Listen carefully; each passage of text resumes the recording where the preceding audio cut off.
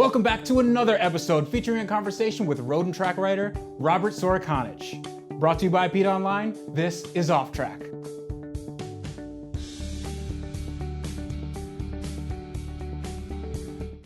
Here's my sort of, not a 5-minute story, but it's just a primer on who I am. I came to this country, I was born in the Soviet Union. Mm-hmm. And my family came to this country, we're political refugees. Mm-hmm. And we had nothing. Like, we just barely, we moved into housing projects with my aunt and uncle who were living here. Mm-hmm. We had one small room that they gave to us out of charity. Right. And my dad and my mom, like they're both educated people. My mom had a master's and my dad also had a master's. Mm. But it was kind of meaningless because I don't think you can get a master's from like a Soviet institution in America. Right, yeah. So they had to just outwork everybody. Mm-hmm. So my dad got a job in different financial fields, and now he runs his own business. And my mom started, she was a bank teller, I think, for a day job. Mm-hmm. Then she went into health services, and now she's director of a department. Huh. And my dad's a business owner. They own their own house. Mm-hmm. And they have there's 2 earner household, and they have their own cars. And at no point did they say, oh, we're just this country just isn't for us, and the society is out to get us, and they could have just done that. Mm-hmm. But they didn't, because they knew they had to outwork everybody. Yeah. One of the things my mom told me when I was small, she said, nobody owes you anything. Mm-hmm. Okay, the world doesn't owe you anything just because you exist. So that's, even though I didn't really understand what that meant, now I'm kind of getting it. Mm-hmm. Yeah, it makes sense. And yeah, I mean, it makes sense. And more people will want to work with you if you're the guy that just gets shit done. Right. If you're the guy that doesn't say, he doesn't have like crazy entitlement complexes, or how could they say that to me? If you say something, I remember when I was doing something, I wrote this story, and it took me a long time. And I think it was Matt who said, I don't think we can run the story because can you change this? Mm-hmm. It was too like a story that they had already ran. Yeah. I didn't read that story, but it was very similar. And instead of me going, I wasn't happy about it because I took a lot of time. But right. If I would have been like, no, that's bullshit, and I took I worked hard on this. Okay, right. It was my hard work, and if you don't I could have made a big stink about it, but I could have also just learned that sometimes your stories just don't get published. Right, yeah. And sometimes your stories just aren't as good as you think they are. Mm-hmm.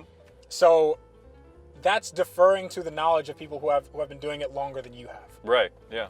And I mean, that is, if I have one piece of advice, and it's true anywhere really, mm-hmm. it's learn from the people who know how to do what you want to do. Mm-hmm. And that's true for anything, because there's only so much that you can learn in school. There's only so much that you can learn by your own observation. Yeah.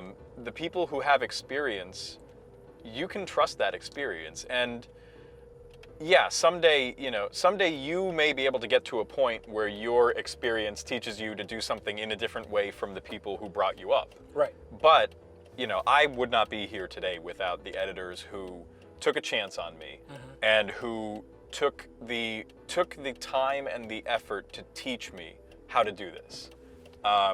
And you can't learn that in the classroom. You can learn. It's sort of like, to make a real tortured car analogy here, mm-hmm. you can go to engineering school and learn how cars work. You can look at the technical drawings, you can mm-hmm. look at the diagrams, the spec sheet. Yeah. You can understand the engineering of it. That is so different from going under the hood and fixing a car, taking mm-hmm. things apart. Yeah. Turning wrenches is something that you learn through your fingers. Yeah. It's all muscle memory, and it's experience. And if it's more useful to learn from somebody who knows how they're doing it, mm-hmm. because you'll learn the things that aren't in the textbooks. And that's the same for for writing, at least the way that I've found it.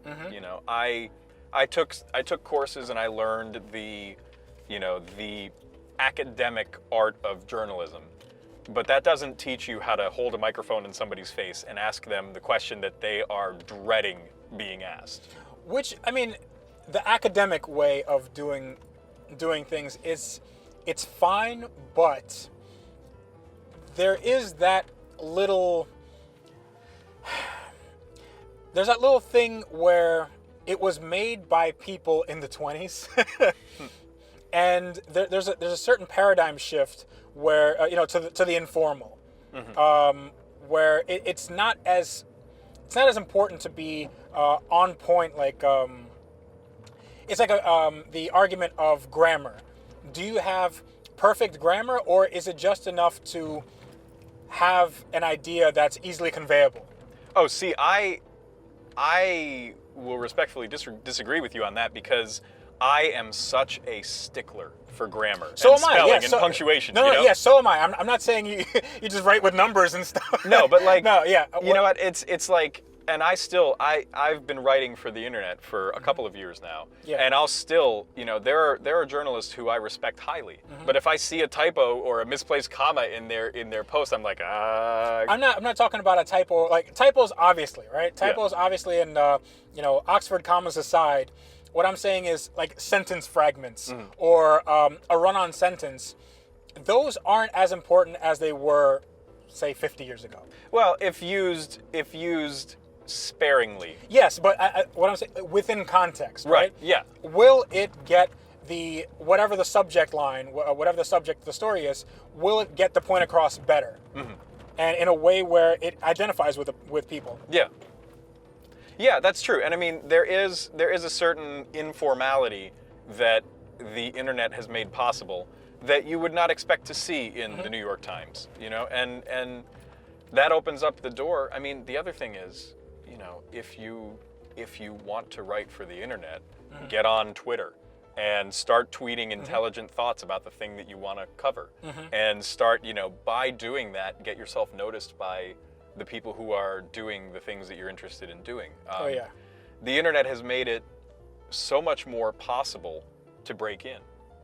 And it is, and everybody has a voice, which is a little bit of a double-edged sword. Really, it absolutely is. It absolutely is.